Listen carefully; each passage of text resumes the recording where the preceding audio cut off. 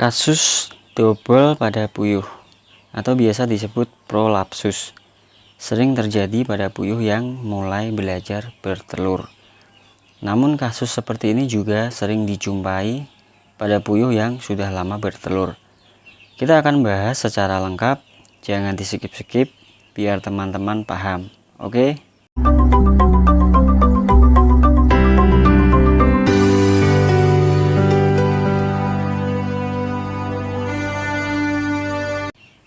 Halo, assalamualaikum warahmatullahi wabarakatuh. Sobat peternak cerdas semua, kali ini saya akan menjawab pertanyaan Mas Ikon Setiawan ya, yang kemarin bertanya pada komentar, yaitu tentang penyebab double pada puyuh. Namun sebelum kita membahas, saya ingatkan lagi buat yang baru datang ke channel ini, jangan lupa subscribe dan like-nya, cocol juga tombol loncengnya agar kalian selalu dapat notifikasi nantinya saat channel ini upload konten terbaru. Pastinya konten yang bermanfaat dan beredukasi. Bermanfaat atau tidak, teman-teman sendiri ya yang menentukan. Saya yakin kalian cukup berlogika untuk menentukan itu. Sebelumnya, saya ucapkan terima kasih bagi kalian yang sudah mendukung channel ini. Oke, lanjut ke prolapsus atau double. Double pada puyuh bukan dari golongan penyakit, namun lebih ke kesalahan manajemen pada kandang. Bisa kesalahan pakan, cuaca, pencahayaan, sistem brooding yang kurang baik, genetik, dan lain-lain. Jadi untuk masalah ini kita harus urutkan baik-baik ya, apakah ada kesalahan dari kita sehingga berdampak pada kasus prolapsus ini. Kita akan coba bahas dahulu apa itu double atau prolapsus. Pada kasus double pada puyuh petelur, seringkali ditemukan penyakit di mana saluran telur atau oviduk puyuh ya, yang berkontraksi untuk mengeluarkan telur tertahan oleh lemak abdomen atau lemak perut, dan akhirnya saluran reproduksi ikut keluar. Penyakit inilah yang dikenal dengan sebutan prolapsus. Penyakit ini ditandai dengan keluarnya saluran telur dari dalam kloaka. Prolapsus sering terjadi pada puyuh yang sedang bertelur. Kelainan ini terjadi pada saat masa bertelur dan tidak dapat pulih dengan sendirinya. Istilahnya saluran oviduk itu keluar dan tidak dapat kembali lagi di tempatnya. Faktor penyebabnya adalah yang pertama, perlemahan atau kerusakan otot pada kloaka. Biasanya karena puyuh tua atau terjadi infeksi atau luka pada saluran telur atau anus. Jika double terjadi pada puyuh muda yang baru belajar bertelur, penyebabnya dari hal lain. Nanti akan kita bahas.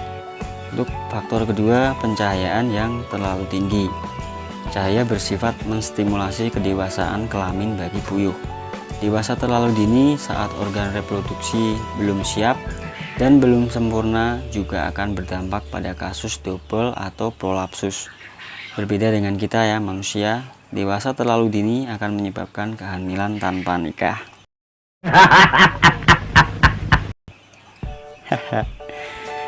Faktor ketiga, puyuh terlalu gemuk atau terlalu kurus. Pada puyuh yang terlalu gemuk, secara umum perototannya lebih lemah dan cenderung bertelur lebih besar. Lemak yang terlalu banyak di sekitar organ reproduksi juga menghambat proses peneluran. Namun di sisi lain, puyuh yang terlalu kurus biasanya mendapatkan perlakuan yang sama dalam satu kandang, termasuk stimulasi cahaya dan perlakuan pakan. Akibatnya kelompok puyuh ini yang kurus-kurus ini cenderung dipaksa bertelur sebelum organ reproduksinya siap. Akhirnya terjadi prolapsus juga. Untuk faktor keempat, usia reproduksi. Prolapsus lebih sering terjadi pada awal produksi, puncak produksi, atau masa keemasan produksi. Karena pada kondisi ini memang dibutuhkan metabolis yang baik. Faktor genetik sangat menentukan pada penyebab ini. Faktor kelima, telur double yolk ya, atau kuning telur ganda. Double yolk di sini mengakibatkan telur puyuh berukuran terlalu besar Ukuran telur yang ekstra besar meregangkan dan melemahkan otot kloaka. Lemahnya otot kloaka akan memperlama oviduct untuk berada di luar tubuh. Nah, itu tadi berbagai penyebab dobol pada puyuh. Sekarang kita akan bahas manajemen brooding dulu, karena biasanya kesalahan peternak adalah dari sini. Kesalahan brooding akan memperparah kematian puyuh karena prolapsus, terutama pada masa bertelur ya. Saat puyuh usia dioki sampai bertelur, saat itulah masa krusial terbentuk sempurna atau tidaknya saluran reproduksinya. Jadi berikanlah pakan yang bagus pada masa-masa itu, karena masa itulah yang menjadi penentu lama atau tidaknya produksi. Saya biasa memberikan pakan starter sampai bertelur paling tidak 10%, baru secara pelan-pelan berpindah ke pakan layer. Nah, bagi teman-teman yang mungkin terlalu dini memberikan pakan petelur, pasti dampaknya akan lebih banyak puyuhnya yang mengalami kasus dobol atau prolapsus. Jadi hindari pakan layer sebelum waktunya, daripada kerugian di akhir nanti yang didapat. Oke. Selain manajemen brooding, hal yang perlu kita perhatikan adalah pemberian cahaya. Berikan cahaya secukupnya, tidak terlalu terang dan tidak juga terlalu redup. Jika terlalu terang akan memicu kanibal pada puyuh. Cahaya di sini bukan hanya cahaya lampu, namun cahaya dari matahari juga. Jika dirasa cahaya matahari terlalu terang, bisa memberikan paranet pada luar kandang agar tidak terlalu terang. Kesalahan peternak juga biasanya over dalam pemberian vitamin, terutama vitamin stimulan atau pemacu telur.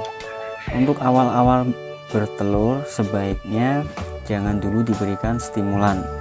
Hal ini akan berdampak pada puyuh yang belum matang kelamin. Belum matang kelamin dipaksa bertelur, jadi berujung pada dobolan.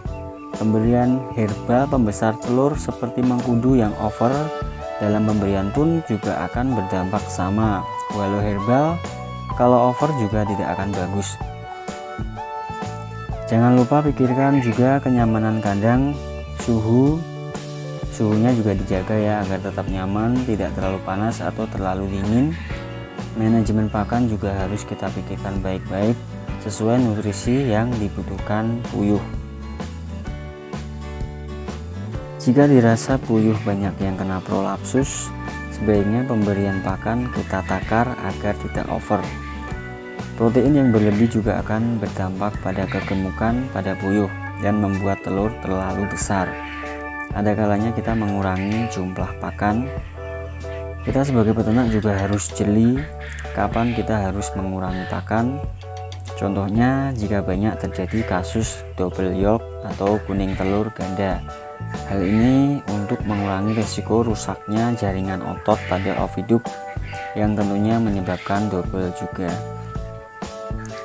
Banyak juga peternak yang memberikan daun petai Cina untuk mengurangi kasus double. Namun pada daun petai Cina juga mengandung anti nutrisi yang disebut mimosin dan asam sianida. Kedua senyawa ini dapat mengakibatkan keracunan akut. Saran saya, layukan dahulu atau keringkan dahulu 1 hari baru diberikan kepada puyuh agar dampak keracunan tidak terjadi. Oke teman-teman, itu tadi sedikit pembahasan dari penyebab dobol pada puyuh. Jadi kesimpulan pada bahasan ini adalah dobol atau prolapsus adalah kesalahan kita dalam manajemen kandang. Jika ada kasus dobol, sebaiknya akhir saja yang sudah kena, dikarenakan puyuh yang terkena dobolan tidak akan bertelur kembali. Pikirkan yang belum terkena dan lakukan penanganan seperti yang saya sebutkan tadi. Jika ada yang mau ditambahkan, silahkan tinggalkan komen. Jangan lupa juga like, subscribe, dan share-nya, karena sebaik-baik manusia adalah bermanfaat bagi manusia. Gabung juga grup Facebook dan WhatsApp ya. Untuk linknya ada di deskripsi video ini. Setelah masuk langsung ucapkan salam dan perkenalkan diri. Oke, sampai jumpa lagi ya di konten selanjutnya. Salam logika, jayalah selalu peternak Indonesia. Assalamualaikum warahmatullahi wabarakatuh.